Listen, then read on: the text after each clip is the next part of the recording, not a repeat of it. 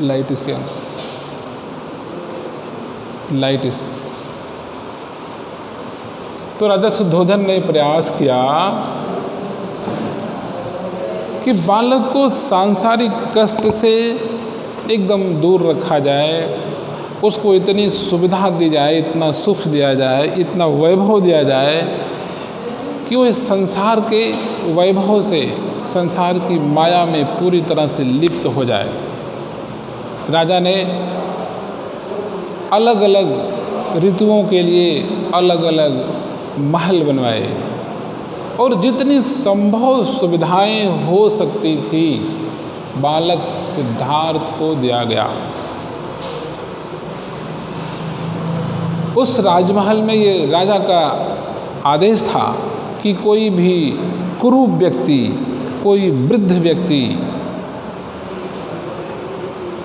महल में प्रवेश न करे। आप समझ सकते हैं कि सिद्धार्थ को बचपन से ही अच्छे सुंदर दास दासियों नौकरों के साथ रखा गया।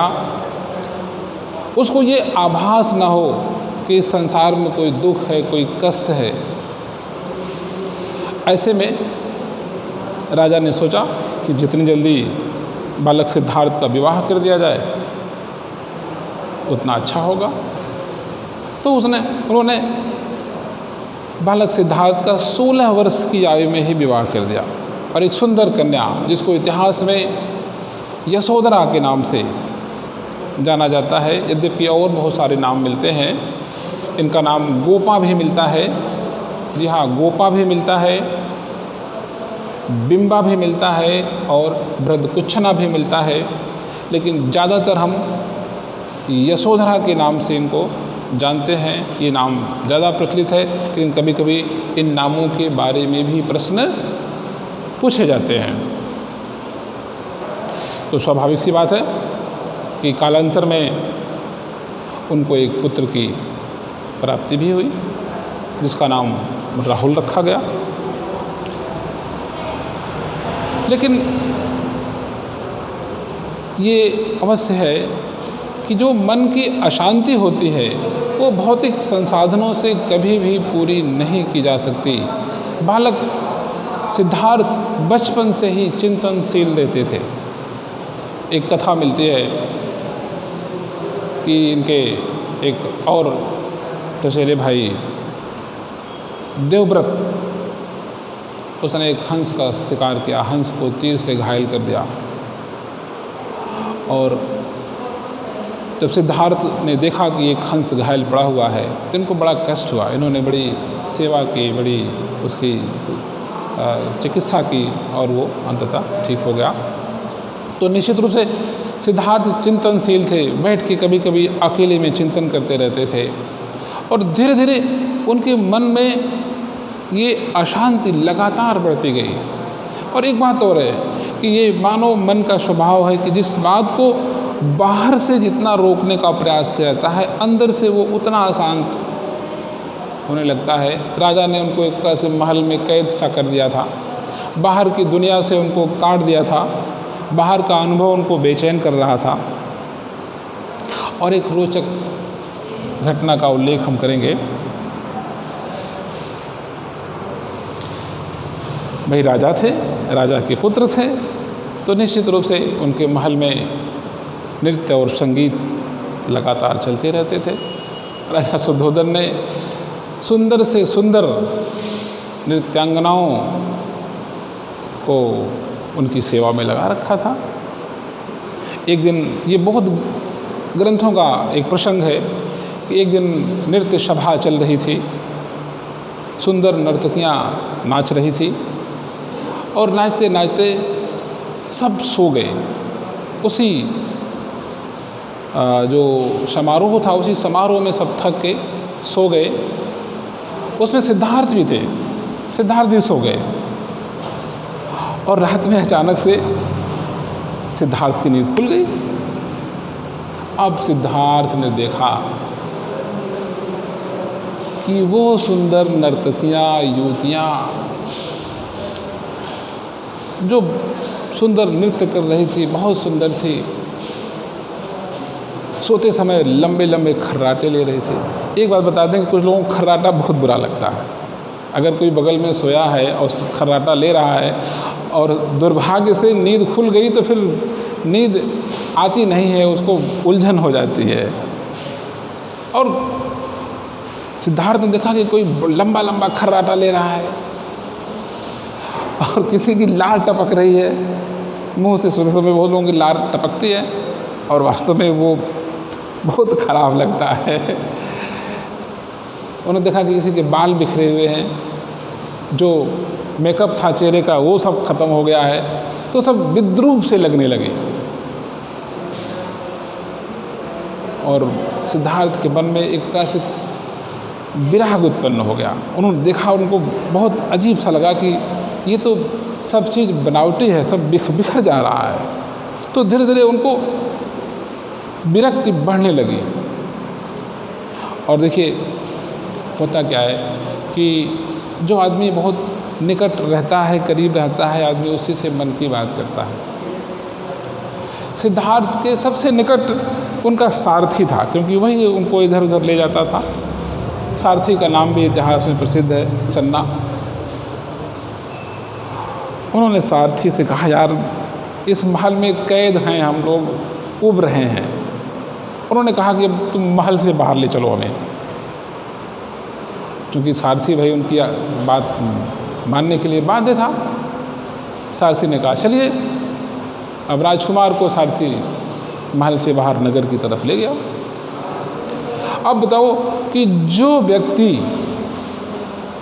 बचपन से लेके अपनी युवावस्था तक किसी कुरूप व्यक्ति को, किसी बीमार व्यक्ति को, किसी बूढ़े व्यक्ति को देखा ही ना हो, उसको कैसे ये आभास होगा कि ये संसार ऐसे रहेगा, बदलेगा नहीं। और जब अचानक से वो बाहर निकलते हैं तो वो एकदम आश्चर्यचकित रह जाते हैं कि अरे संसार ऐसा है।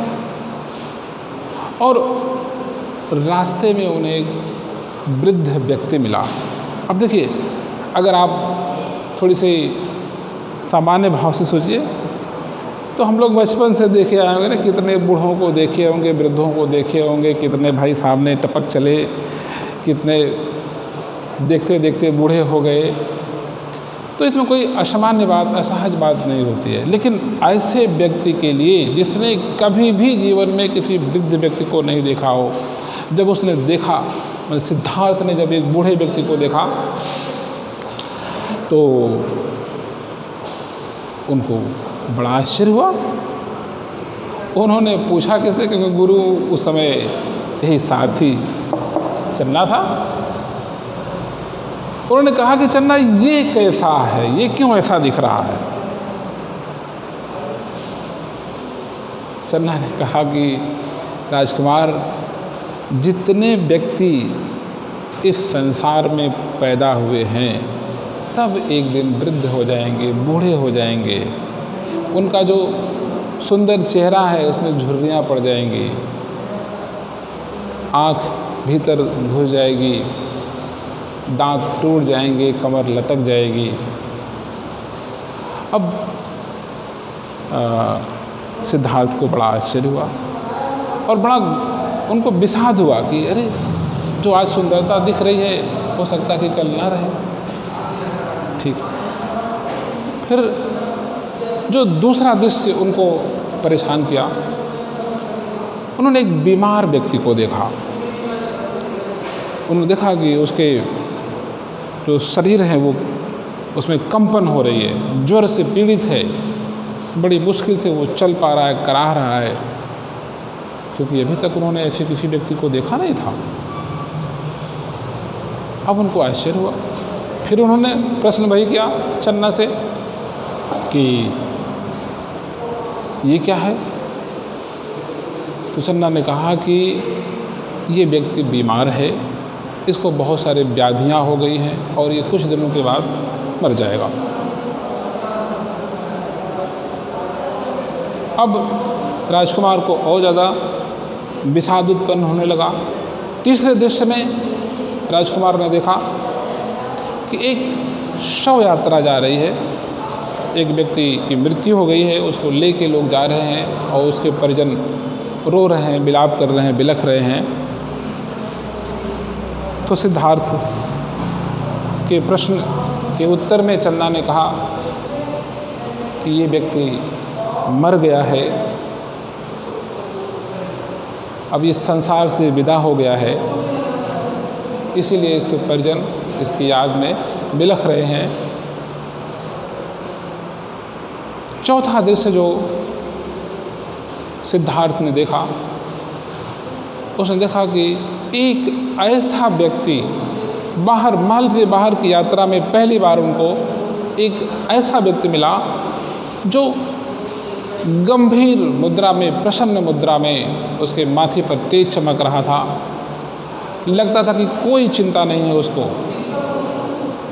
तो उन्होंने चिन्ना से पूछा कि चिन्ना, मैं संसार की तमाम चीज़ों को देख रहा हूँ, किसी न किसी तरह से सब लोग परेशान हैं, कष्ट हैं, लेकिन ये कौन सा व्यक्ति है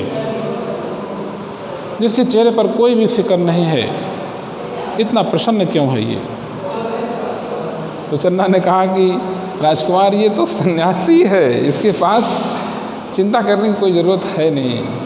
ये मोह माया संसार को त्याग चुका है, अपनी इच्छाओं को छोड़ चुका है, इसीलिए ये प्रसन्नचित्त है। सिद्धार्थ लौट आए अपने महल में। अब वो इन बातों पर चिंतन करने लगे कि अगर हर वस्तु नाशवान है, सब कुछ बदल जाने वाला है, तो ये जो संसार है, इसमें इतना जो कष्ट है, इसको कैसे दूर किया जाए? अर्थात दुख को दूर करने का अब वो उपाय सोचने लगे और धीरे धीरे उन्होंने ये मन बना लिया कि अब घर छोड़ दिया जाए और ज्ञान की तलाश की जाए, जिससे सांसारिक दुखों से मुक्ति मिल जाए।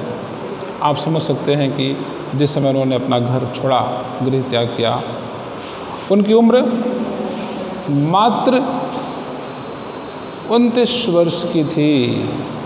आज तो बेरोजगारी का वो आलम है कि युवा 29 क्या 39-40 साल तक नौकरी की तलाश करता है कि किसी भी तरह से उसको नौकरी मिल जाए। एकदम पूरी अपनी युवावस्था में थे, जबकि सांसारिक आसक्ति बहुत प्रबल होती है। ऐसी स्थिति में उन्होंने गृह त्याग किया और रात में चुपके से जब वो घर से निकलने लगे तो एक बार उन्होंने अपनी पत्नी यशोधरा और राहुल को देखा, लेकिन उनको जगाया नहीं किसी को, क्योंकि वो जानते थे कि अगर वो जाग जाएंगे तो उनको जाने नहीं देंगे। और चुपके से अपने सारथी को उन्होंने लिया और नगर से बाहर आ गए। ठीक है, नगर से बाहर आए, एक नदी अनोमा नदी के किनारे पहुँचे और उन्होंने चन्ना से कहा कि अब आप जा सकते हो। उन्होंने अपने राजकीय वस्त्रों को वहीं पे उतार दिया, क्योंकि राजा के पुत्र थे, राजकुमार थे। उन राजकीय वस्त्रों में वो कहीं जा नहीं सकते थे, इसलिए उन्होंने अपने वस्त्र उतार दिए, अपने सुंदर केसों को उन्होंने काट डाला और साधुओं का वेश बना लिए। इसके बाद वो ज्ञान की तलाश में भटकना शुरू किए। ठीक है, कपिलवस्तु से वो सबसे पहले वैशाली पहुँचे। कपिलवस्तु से वैशाली पहुँचे, वहाँ पर एक सन्यासी था जिसकी चर्चाएं बहुत दूर दूर तक होती थी, अलार कलाम सांख्य दर्शन के सन्यासी थे, सांख्य मत के अनुयायी थे। सांख्य मत का मतलब ये कि आपको शायद पता भी होगा कि उत्तर वैदिक काल तक आते आते भारत में कुल 6 दर्शनों का विकास हुआ, षड दर्शन का विकास हुआ। उन्हीं दर्शनों में एक दर्शन सांख्य दर्शन भी था। क्योंकि हम लोग महात्मा बुद्ध का जीवन परिचय पढ़ रहे हैं। ऐसी स्थिति में हम सांख्य दर्शन की चर्चा भी नहीं करेंगे। सिद्धार्थ अलार कलाम के आश्रम में रहे, लेकिन वहाँ भी वो संतुष्ट नहीं हो पाए। फिर वहाँ से वो राजगृह पहुँचे, जहाँ उनको एक और गुरु मिले, रुद्रक रामपुत्र। यहाँ भी वो संतुष्ट नहीं हुए। उनको फिर किसी ने बताया कि आप उर्वेला जाइए, जो गया के नाम से, बोध गया के नाम से प्रसिद्ध है। उर्वेला में उनको 5 ब्राह्मण साथी मिले। वो 5 ब्राह्मण साथी ज्ञान की तलाश में भटक रहे थे। और गौतम बुद्ध, अब गौतम बुद्ध तो नहीं है, अभी नाम उनको तो नहीं दिया गया, सिद्धार्थ ही कहेंगे तो अच्छा रहेगा। सिद्धार्थ और वो 5 ब्राह्मण साथी मिलकर घोर तपस्या आरंभ किया, घोर तपस्या। और उन्होंने ये निश्चय कर लिया कि जब तक ज्ञान की प्राप्ति नहीं हो जाएगी तब तक वो उठेंगे नहीं। अब देखिए, खाना पीना छोड़ दिया इन लोगों ने। अभी खाओगे नहीं तो कैसे काम चलेगा? भूखे भजन न होए गोपाला। अब शरीर एकदम क्षीण काय हो गया।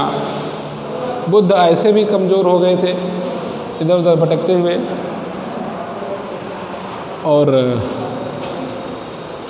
सिद्धार्थ को ये लग रहा था कि अगर ऐसे हम लोग बिना खाए पिए तपस्या करेंगे, बिना अन्न जल के, तो ये शरीर छूट सकता है, टपक सकते हैं। और जब शरीर नहीं रहेगा तो तपस्या का खाक करेंगे। बौद्ध साहित्य में एक प्रसंग मिलता है कि जहाँ ये तपस्या कर रहे थे, वहीं से स्त्रियों का एक दल पूजा करने के लिए जा रहा था और वो गीत गा रहा था। वो दल गीत गा रहा था। ये उस गीत में भाव ये था कि वीणा समझते हैं ना, जो वाद्य यंत्र होती है वीणा, वीणा के तार को इतना न कसा जाए कि वो टूट जाए।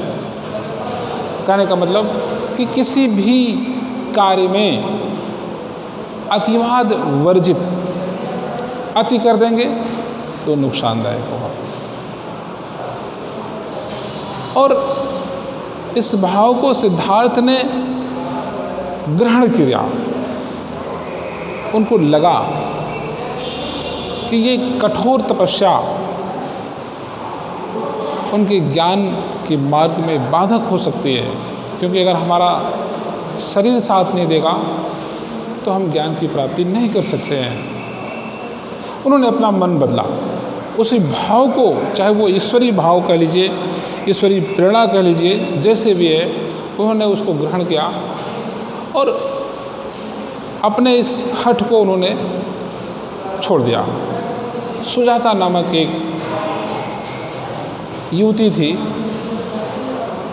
उसने सिद्धार्थ को खीर खिलाया और सिद्धार्थ ने उसका खीर ग्रहण कर लिया।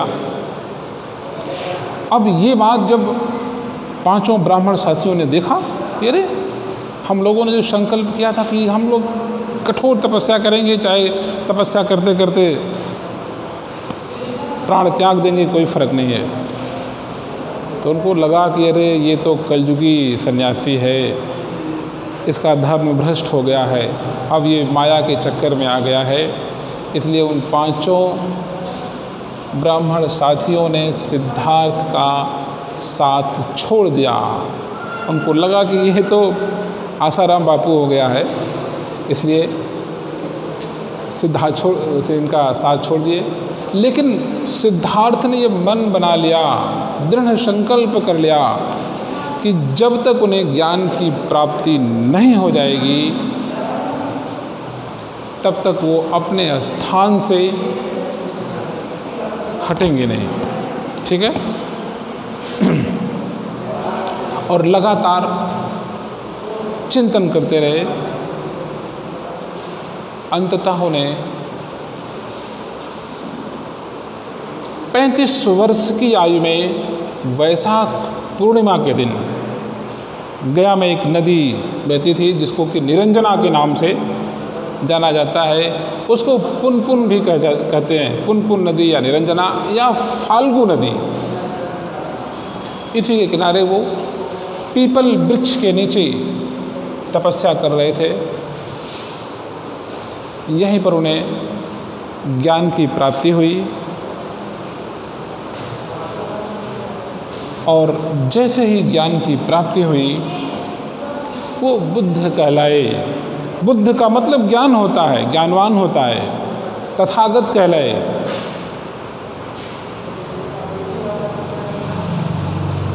और बौद्ध धर्म में इसी ज्ञान को निर्वाण कहा जाता है। तो उनको निर्वाण की प्राप्ति हुई। उन्होंने सांसारिक दुखों को, कष्टों को दूर करने का ज्ञान प्राप्त कर लिया था।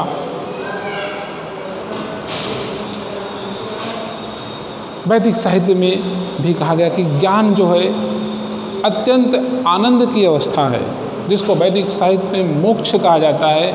मोक्ष में भी आनंद, परम आनंद की अवस्था होती है। अगर हम बौद्ध साहित्य का सहारा लें तो इसमें ये उल्लेख मिलता है कि जैसे ही बुद्ध को निर्वाण की प्राप्ति हुई, उन्हें परम आनंद की भी प्राप्ति हुई। कुछ दिन वो इसी आनंद की अवस्था में पड़े रहे। फिर उन्होंने ये सोचा कि ये ज्ञान सांसारिक कष्टों को दूर करने के लिए है, तो हम इस ज्ञान का उपयोग संसार के दूसरे प्राणियों के लिए करें। दूसरे जो मनुष्य दुख में पड़े हुए हैं उनके दुख को भी दूर किया जाए।